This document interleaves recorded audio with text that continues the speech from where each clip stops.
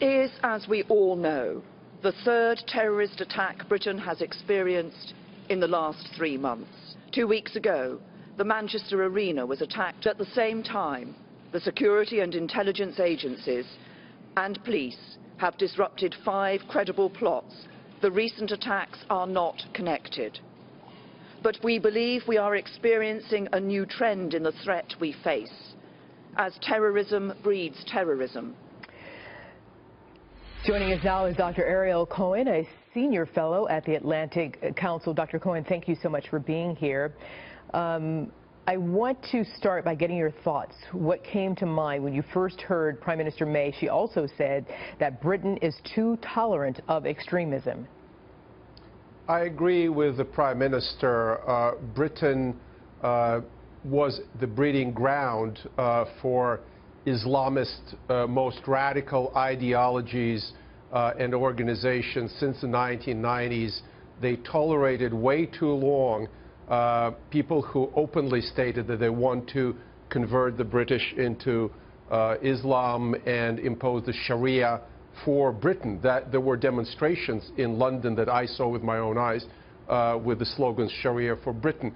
I also advised the British Muslim community, which tried and failed to communicate to their government that they need to tighten things up and prevent preachers from flying in from the East just for weekends to give sermons that called to kill Christians and Jews. I advised on measures with regards to the regulation of the mosques. And the Brits are very liberal, very fair people, and now they're reaping what they were sowing in the years past, unfortunately. Prime Minister May saying, yeah, it's time for difficult conversation. So, Dr. Cohen, I ask you, how do you discard political correctness, face a serious and deadly problem that Britain, the U.S., and other world leaders need to tackle, and still not paint all Muslims with a broad brush? Well, first of all, you're absolutely right. The majority of Muslims are not extremists, and they shudder when they see what their co-religionists are doing. What we would be expecting is more condemnation from the prominent members of the Muslim community, both in the UK and here in the United States, where instead we have organizations like CARE that are often whitewashing and advocating for terrorists. How would they be advocating for terrorists? Oh, they try to explain away some of the most heinous and extremist crimes that terrorists commit and explain it by oppression or Islamophobia and things like that. But back to Britain and other European countries.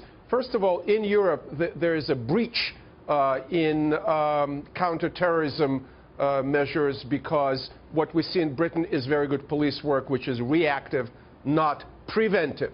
So what they need to do is much more prevention, much more intelligence work, domestic security work to identify the perpetrators, but also the preachers, the recruiters, the financiers, the connections to ISIS, the Islamic State, Al-Qaeda, and other radical organizations. Also, in Europe, a major terrorist organization like Hezbollah is not considered a terrorist organization because they're not, at this point, conducting terrorist attacks in the European countries. So let me jump in, Dr. Cohen, because Sure. you're talking about proactive measures. President Trump believes his travel ban is just that. And as you know, many lower courts don't agree that a Muslim ban is the most effective, appropriate, or legal route to take. So how can the U.S. effectively, responsibly, and boldly lead the charge to conduct necessary and specific investigations and intelligence gathering to put a stop to extreme Islamist terrorists? Well, the United States right now is not the #1 target in terms of terror attacks on our home soil. Europe is. Europe was identified by the leaders of terrorist movements in the mid-2000s as the target for attack. 500, close to 500, 450 some people in Europe were murdered since 2014. Worldwide, by the way, the majority of terror attacks by radical Islamists are against fellow Muslims, and the number for this year alone is 4,500. 4,500. So this is that why you're saying, war. Dr. Cohen, listen to the Muslim community, pay attention, open your eyes, and you have to get together and help fight this? We need to cooperate not just with the democracies as Mrs. May proposed. Of course, we need to cooperate with the democracies. We also need to cooperate with the Middle Eastern countries that have the intelligence about these organizations.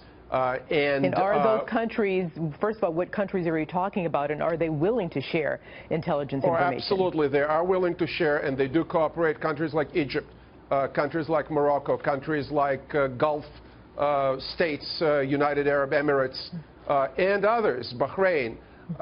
So we need the area expertise and the language expertise and also the Islamic expertise. We need to work with moderate Muslims to penetrate these organizations. So there's plenty of intelligence work, but there's also a broader educational issue. Right. We need to reach out proactively to the masses of Muslim youth to explain to them that this is not the way to go. Those who go that way will end up dead. Dr. Ariel Cohen, strong words, poignant words. Thank you very much. We'll leave it there, sir. Thank you so much.